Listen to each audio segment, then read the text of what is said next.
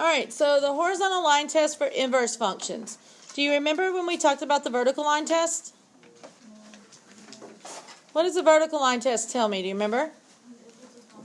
Yeah, whether or not it's a function, because we needed to know that x did not repeat in order for it to be a function. And so we would take some graph, and I'm just going to draw some random one here. So we would take some graph here, and we would take vertical lines and make sure it didn't cross in more than one spot, correct? And so therefore we could say that it was a function. Well, we do a horizontal line test to see if our function has an inverse that is also a function. So which way does a horizontal line go? Left to right. Good. Because that's basically being like flipped, right? Yeah, kind of, yeah. Kind of. It's the inverse. All right, so if there is no horizontal line that intersects the graph of the function f at more than one point, that means that it has an inverse that is a function. So let's look at example 3. It says, which of the following graphs represents functions that have inverse functions? First, what kind of a function is a? Which one gives us a v when we graph it? Absolute value. So, now all functions have an inverse. That's not what I'm asking.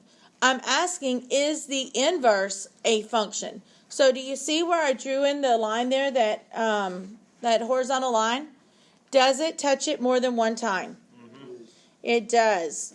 So it does not pass the horizontal line test. So does it have an inverse that's a function? No. No. Might have an inverse, but it's not a function. Very good. Because if I did the inverse of this, it will look like a sideways V. If you give us one like that on our quiz, we can just write a no on it. If I give you a graph and I ask you, is the inverse a function, you could put no on it. That should be like all of our quizzes. That's Yeah. All right, what is B? Anybody recognize B, what kind of a function that is?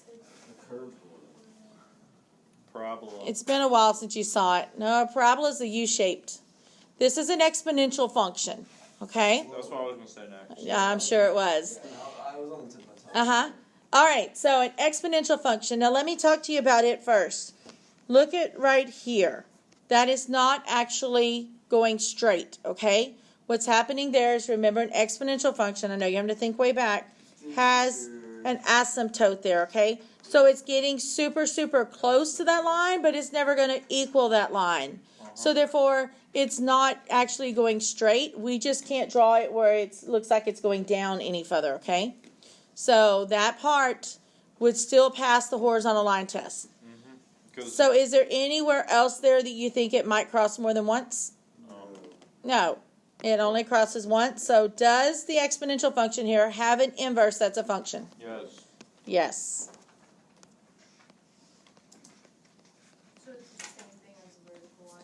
It's the same thing as a vertical line test, but it's horizontal. And the reason is, guys, is remember, x and y switch for inverses, right? So if my y is repeated on my graph here, then that becomes the x that's repeated on the inverse.